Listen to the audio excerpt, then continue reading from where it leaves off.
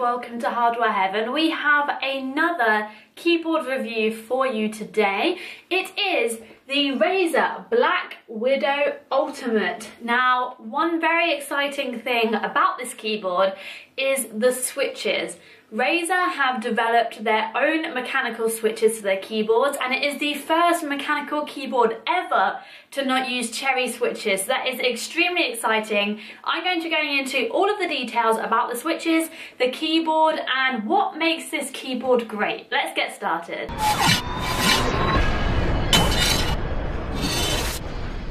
So here we have the BlackWidow Ultimate, and to go over some of the features, this is the clicky keys with optimized tactical feel version. There is another version with the orange switches, which is the stealth version with a lot quieter keys. So it's an all-new Razer mechanical keyboard with the new switches specifically designed for gaming. It's got greater durability, 3 times more than the standard mechanical switches. It's individually backlit, which is the only difference between the Ultimate and the standard BlackWidow, which doesn't have any backlighting. The backlighting is actually on 3 different settings. You've got low, medium and high, as well as off on there as well. We've also got fully programmable keys with 5 additional gaming keys on the left-hand side located down here. We've got easy access media keys located on the F keys, which you can access using the function key at the bottom. It's got 10 key rollover for extreme anti-ghosting and an audio out and microphone in jacks located on the right-hand side. Here we also have a USB 2.0 port. To show the differences with the backlighting, here we have it off, then we have it dim, normal, and bright. Now, to quickly go over some of the details of the Razer mechanical switches, with the green switches, you get an actuation point of 1.9 millimeters with up to an extra of 0.4 millimeters. What this basically means is, in an ideal scenario or world, all of the keys would have an actuation point of 1.9 millimeters. However, there is some leeway and some of them might have an additional 0.4 millimeters on them. Any higher than that and they wouldn't be good enough to put on your keyboard, so Razer wouldn't include them. And the actuation versus reset point is 0.4 millimeters, which essentially means you have to lift up the key 0.4 millimeters to be able to press it again and reset it. So things like a double tap or a double jump with your spacebar, you'd need to lift it up 0.4 millimeters to be able to press it again. It's got a lifespan of up to 60 million keystrokes, and the actuation force is 50 grams with optimized tactical feel. Now, if you compare those stats to a standard mechanical switch, which normally has an actuation point of 2.2 millimeters with up to 0.6 millimeter leeway, it also has a reset point of 0.7, so it's quite a big gap when you're using it all the time.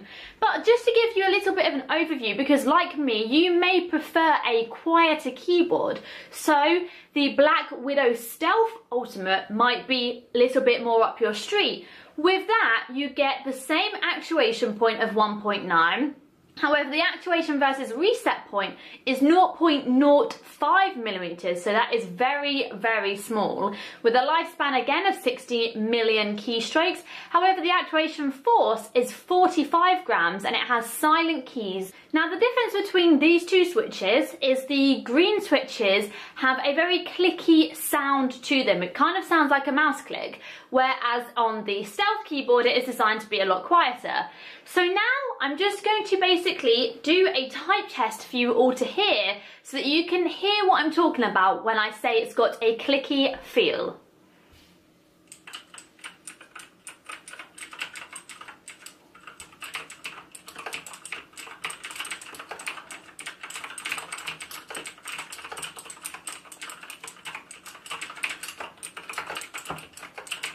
So there you can hear the clicks on the keyboard. Some people absolutely love this. They love the feel of these kind of switches and they love the sound. Me personally, it's a little bit too much for me, and I would always opt for a stealthier, silenced mechanical keyboard. However, the sound doesn't affect the performance. It's just personal preference. People like to feel like they know when they're pressing the keyboard down and when it's making those switches move and things like that. Performance-wise, this keyboard is so quick. I've even found improvements in MMOs I've been using to test it when I'm double tapping or double jumping or pressing multiple skills at once. It's such an improvement. I personally use a Deathstalker as my main keyboard, so I don't use mechanical keyboard on an everyday basis, but I can totally see why gamers much prefer mechanical keyboards for speed and precision, and the BlackWidow definitely hits the nail on the head. This is a great keyboard. I love the design. I love that it's so sleek and basic looking, except it's very high quality.